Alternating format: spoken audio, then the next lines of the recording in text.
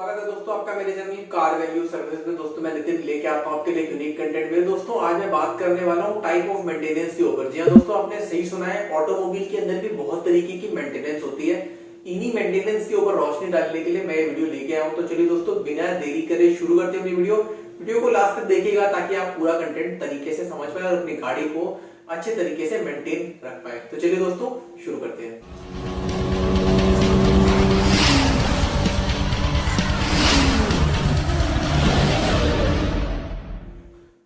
Type of maintenance के अंदर दो तरीके की एक्टिविटीज होती हैं। पहली होती है प्लान्ड एक्टिविटी और दूसरी होती है अनप्लान्ड एक्टिविटी। तो बेसिकली हमारा फोकस रहेगा प्लान्ड एक्टिविटीज की तरफ, क्योंकि प्लान करके अगर आप गाड़ी को मेंटेन करेंगे तो गाड़ी आपकी कभी भी धोखा नहीं देगी। दोस्तों प्लान्ड एक्टिविटीज के अंदर सबसे पहली तरह की जो मेंटेनेंस होती है उसको हम लोग कहते हैं शेड्यूल्ड सर्विस या पीरियोडिक मेंटेनेंस। दोस्तों शेड्यूल्ड सर्विस और पीरियोडिक मेंटेनेंस वही मेंटेनेंस है जो कि आपकी गाड़ी का ओईएम मैन्युफैक्चरर आपको बताता है कि आपको टाइमली सर्विसिंग करानी है, हर 10,000, हर 5,000 या मोटरसाइकिल के केसेस में 2,500 किलोमीटर। तो दोस्तों ये पीरियोडिक मेंटेनेंस प्लान्ड एक्टिविटी के अंदर आ जाती है। अगर आप पीरियोडिक मेंटेनेंस या प्लान्ड एक्टिविटी के अंदर करते रहते हैं तो गाड़ी आपका धोखा नहीं देगी। दूसरी तरीके की जो मेंटेनेंस होती है उसको हम लोग कहते हैं सीवियर मेंटेनेंस। दोस्तों सीवियर मेंटेनेंस के अंदर कुछ पॉइंट्स होते हैं जिन पॉइंट्स के अंतर्गत अगर आपकी गाड़ी फॉल करती है तो आपको अपनी गाड़ी सीवियर मेंटेनेंस के अंदर सर्विस करानी चाहिए।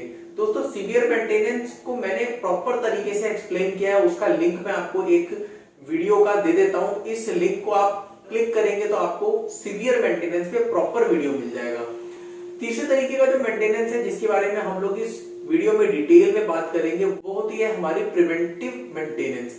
दोस्तों प्रिवेंटिव मेंटेनेंस में क्या होता है, जैसे बेसिकली हम लोग अपनी गाड़ी को रेगुलरली मेंटेन करा रहे हैं, सर्विस करा रहे हैं, लेकिन सर्विस के दौरान ही हम लोग फाइंड आउट करते हैं कि गाड़ी के ब्रेक वायर या फिर गाड़ी के एक्सीलरेटर वायर के अंदर किसी तरीके का कट लगा हुआ है या किसी तरीके के रेशे निकल रहे हैं।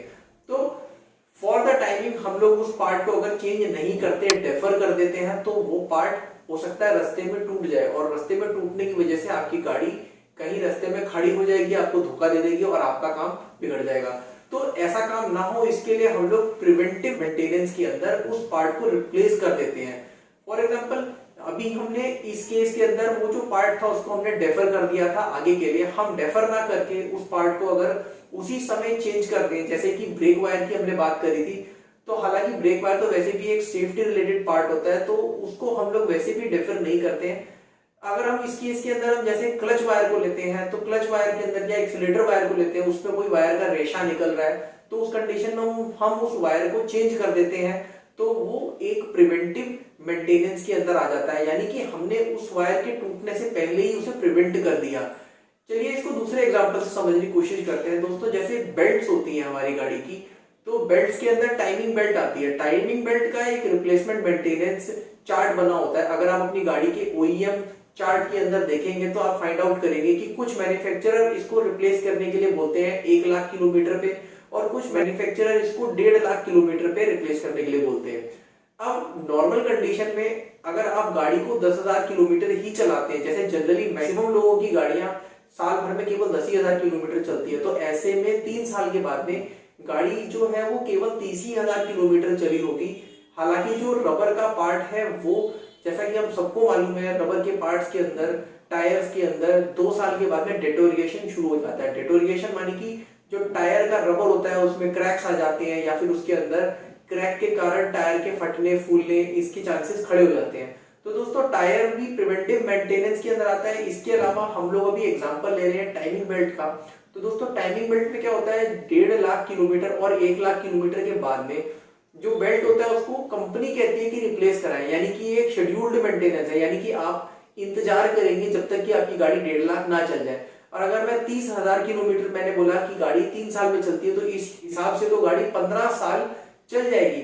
मगर दोस्तों 15 साल तक तो रबर का पार्ट चलेगा नहीं, वो टूट जाएगा। तो ऐसे में हम इसका प्रिवेंटिव मेंटेनेंस करेंगे। तो प्रिवेंटिव मेंटेनेंस में क्या रहेगा कि हम 2 साल के बाद में गाड़ी की बेल्ट्स को हर सर्विस पे इंस्पेक्ट करते हैं, विजुअली चेक करते हैं, टॉर्च लगा के लाइट्स के अंदर प्रॉपर्ली चेक करते हैं, देखते हैं कि वेदर अंडर टेंशन जो बेल्ट है उसके ऊपर किसी तरीके का कोई क्रैक, किसी तरीके का कोई मार्क या किसी तरीके का कोई ओवर स्ट्रेस्ड सिचुएशन तो नहीं दिखाई दे रही है। अगर हमारे को ऐसा कुछ भी दिखाई देता है तो हम कस्टमर को उस कंडीशन में इन्फॉर्म करते हैं और फिर कस्टमर से अप्रूवल लेके उस बेल्ट का रिप्लेसमेंट करते हैं। तो यानी कि 4 साल के अंदर हम इस बेल्ट को रिप्लेस करने का एक प्रिवेंटिव मेंटेनेंस स्केल बनाते हैं। तो दोस्तों यानी कि जो प्रिवेंटिव मेंटेनेंस है उसमें यह है कि जैसे हम जो टाइमिंग बेल्ट को 1.5 लाख किलोमीटर या 1 लाख किलोमीटर पे चेंज कराते हैं, वो 4 साल के अंदर भी इंस्पेक्शन के दौरान अगर फाइंड करते हैं कि इस बेल्ट में थोड़ा बहुत कुछ प्रॉब्लम है तो हम उसे चेंज करेंगे, सो दैट कि वो बेल्ट आपकी समय से पहले, 1 लाख से पहले ही कहीं बीच में ब्रेक ना हो जाए और आपको कहीं हेवी इंजन के मेंटेनेंस का खर्चा ना उठाना पड़े। दोस्तों ये 3 तरह की एक्टिविटी जो कि मैंने आपको बताई, फिर से रिपीट करता हूं, ये प्लान्ड एक्टिविटी में आती है। पहली आती है आपकी पीरियोडिक मेंटेनेंस या फिर शेड्यूल्ड मेंटेनेंस, दूसरी आती है आपकी सीवियर मेंटेनेंस और तीसरी आती है आपकी प्रिवेंटिव मेंटेनेंस। दोस्तों इसी में दूसरे तरीके की जो मेंटेनेंस आती है उसको हम लोग कहते हैं अनप्लैंड मेंटेनेंस। अब दोस्तों अनप्लैंड मेंटेनेंस के अंदर क्या होता है, उसके अंदर जब कोई पार्ट फेल हो जाता है जिसके कारण गाड़ी आपकी ब्रेक डाउन हो जाती है और गाड़ी रोड पर खड़ी हो जाती है और उसके कारण आपको गाड़ी को अपनी ऑफ रोड करके और फिर गाड़ी को आपको सर्विस कराना पड़ता है, ठीक कराना पड़ता है, रिपेयर कराना पड़ता है। तो इस तरह की एक्टिविटी या अनप्लैंड एक्टिविटी को हम लोग ब्रेकडाउन मेंटेनेंस कहते हैं। दोस्तों ब्रेकडाउन मेंटेनेंस या इंजीनियरिंग लैंग्वेज में मैं कहूं तो इसको करेक्टिव मेजर कहते हैं, यानी कि इसके अंदर उस पार्ट को रिप्लेस किया जाता है मैक्सिमम केसेस में और कुछ केसेस में रिपेयर भी किया जाता है।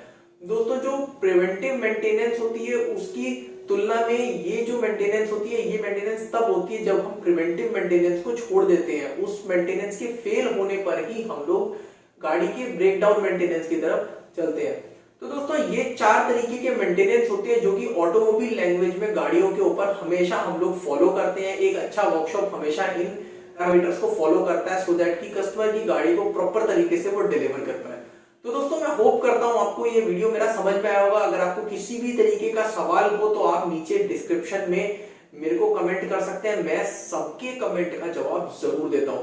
दोस्तों नेक्स्ट वीडियो में हम लोग बात करेंगे कि भाई टाइमिंग बेल्ट और टाइमिंग चेन, इन दोनों की मेंटेनेंस का क्या फंडा है और ये कब चेंज करानी चाहिए। तो चलिए दोस्तों फिर से मिलेंगे आपसे किसी और वीडियो में, तब तक के लिए बाय बाय, टेक केयर, मिलते रहेंगे।